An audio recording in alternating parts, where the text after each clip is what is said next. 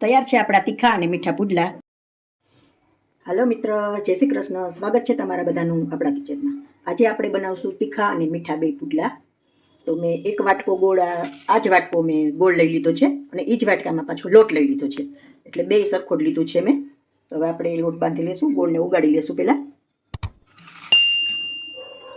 થોડું પાણી નાખીને ઉગાડી લેવાનું, એટલે તમને સહેલું પડે.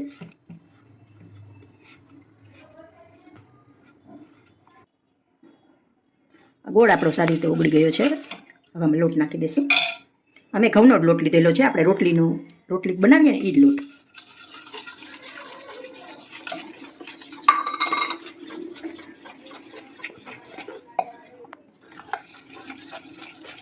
સારી રીતે મિક્સ કરી લેવો.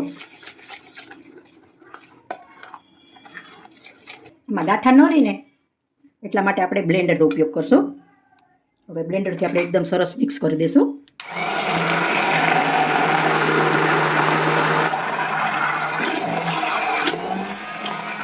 પાણીની જરૂર પડે તો થોડું પાણી નાખવું. તો આપણે પુડલો પડે ને એવું જ રાખવાનું છે. જો આવી રીતે બેટર રાખવાનું છે, એટલું થીક રાખવાનું છે, એટલે પુડલું આપણે સારી રીતે પડે. અને બ્લેન્ડર મારવાથી આપણે છે ને ગાંઠો પણ ન રહે એક, અને સરસ આવું લીસો થાય, મસ્ત લીસું બેટર થાય. હવે આપણે તીખા પુડલાનો લોટ બાંધી લેશું અને આને આપણે કલાક એક રેસ્ટ આપી દઈશું. ચણાનો લોટ આપણે ચાળી લીધો છે, એમાં લઈ લેશું.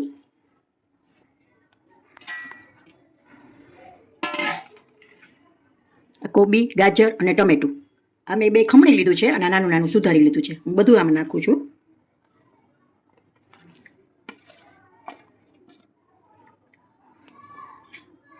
આ લીલું લસણ છે, લીલી ડુંગળી છે,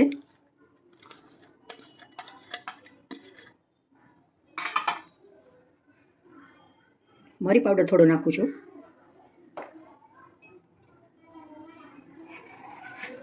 આ સૂકેલું લસણ પણ વાટીને નાખું છું થોડુંક.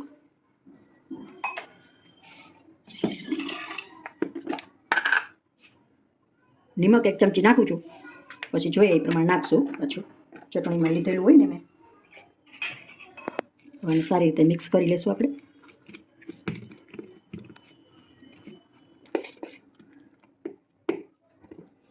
સારી રીતે મિક્સ કરી લેશું બધું.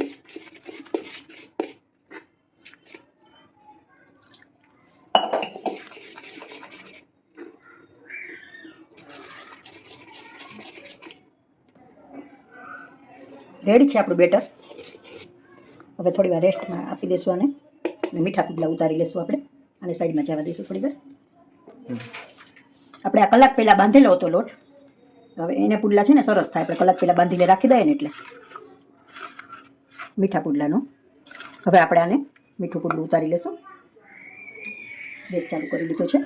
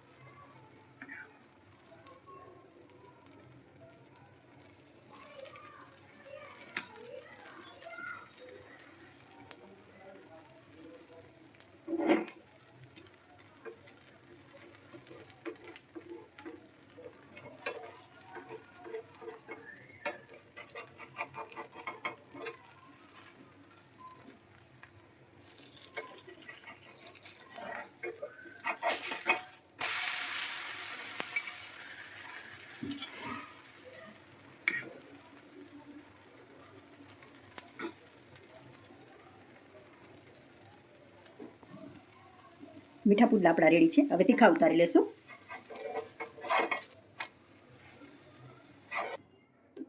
હવે પુડલા ઉતારી લેશું આપણે. રેડી છે આપણું બેટર.